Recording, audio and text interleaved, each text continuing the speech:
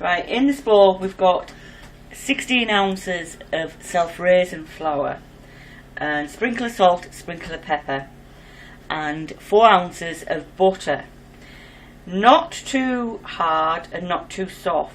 It's got to be cold, so the colder the better. Don't let the butter go warm. So what I'm going to do now is just going to use one hand and just rub the butter in with the flour, and as long as the butter's cold and not warm, it should just squeeze in gently.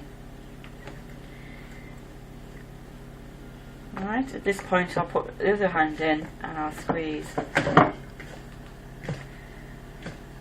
And I don't know whether you can still see the yellow, the butter. You don't want that. You've got to get all of it and keep going. And it will take a couple of minutes.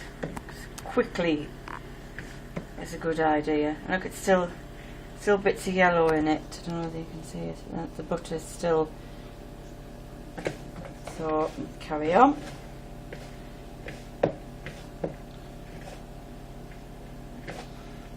Just bring it up. Around.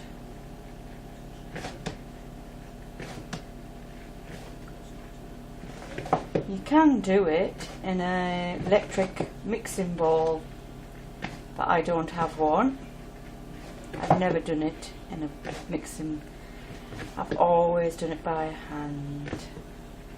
And you can just keep putting your fingers to the bottom of the bowl and just keep rubbing it in. But check and check and check that there's no soft butter, and that's the first step.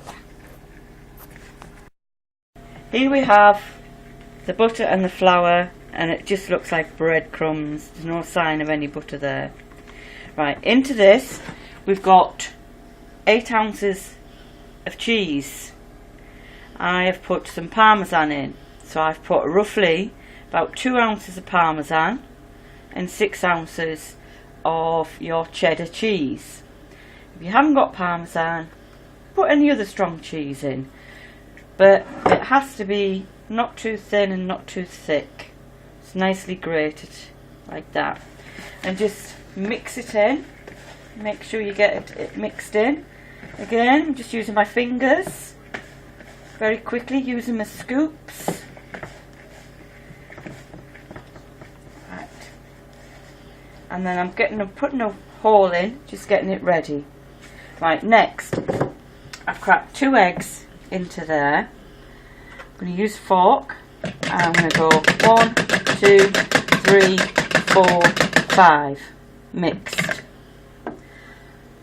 Half a cup of milk, cold, full fat milk, half a cup. Pour it in. I'm just going to go 1, 2, 3, 4, 5. Stop. Cool. Right. I'm going to use a teaspoon of whole grain mustard. You don't have to, but Chris and I like it. Okay, into the milk and the egg. And I'm also going to put a teaspoon of Dijon mustard. If you don't like whole grain, or you don't want whole grain, put 2 teaspoons of Dijon mustard in. And then I'm just going to give it a little mix. Nothing too exciting. Don't whisk it, just stir it in. Alright, so that's your egg and your milk and your 2 mustards. Okay, next I'm going to get your flour, your butter, your cheese, and we're going to put this wet mixture in. Just bring the mustard out with your fork. Okay. Leave just a little bit in the bottom, just a little bit. Right, so that's the egg mixture with the milk and the mustard in the flour, in the middle. use a knife and just gradually mix that in. It'll be quite quick and it's quite easy at the moment, but as it all starts to blend together it gets harder. Some people use electric mixing bowl and blend it together, but as I haven't got one, I'm using this with a knife.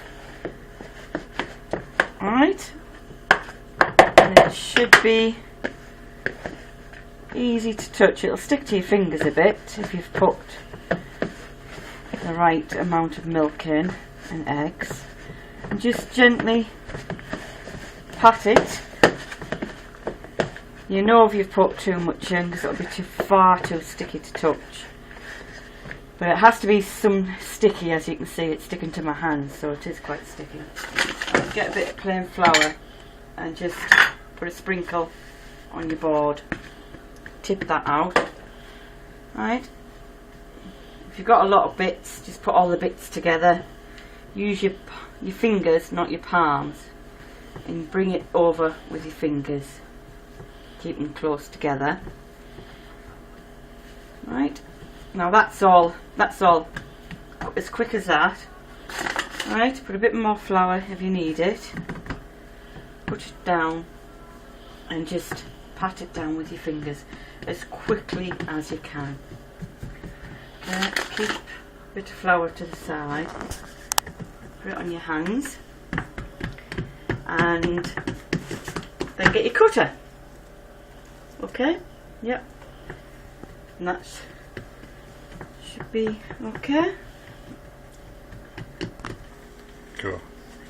Right, it wants to be about an inch thick, and just, you know, roughly pat it down. It's about an inch thick all the way around and the middle, so if the middle looks too high up, just give it a push down. Get your cutter, start on the sides and push down. As you can see, it's just about, goes just over halfway on the cutter. Take it out and we'll just continue to do that as quickly. If you've got a good cutter, dip it in the flour, you'll find the middle might need to be pushed just a little bit. Right? Cool.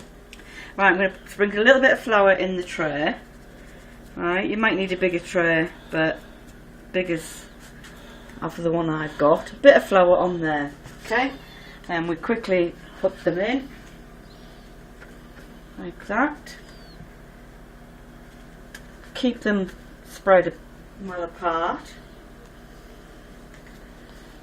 Okay, right, we just keep it spread apart like that.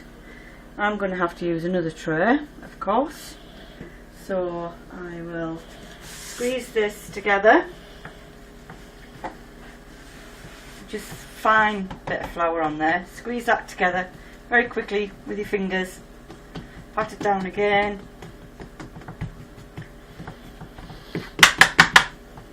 Cut, cut.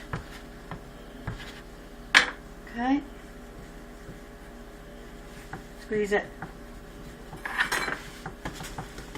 Pat it down. And that's basically it for the pastry. Cool.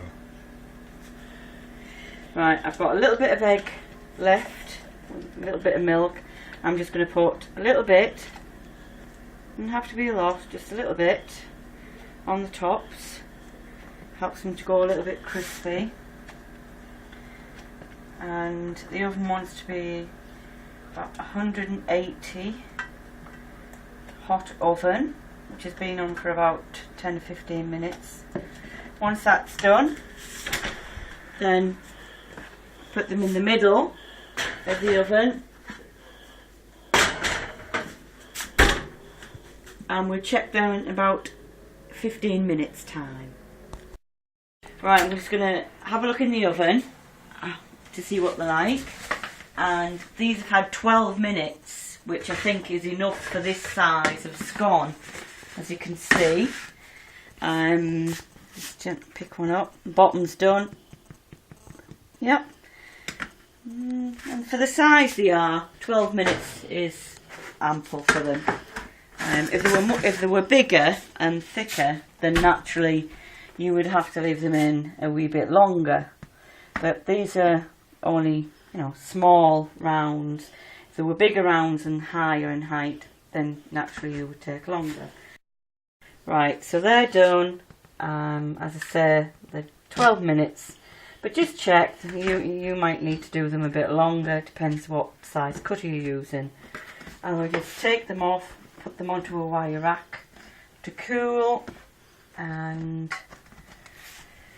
there we have it. Cheese scones. Enjoy.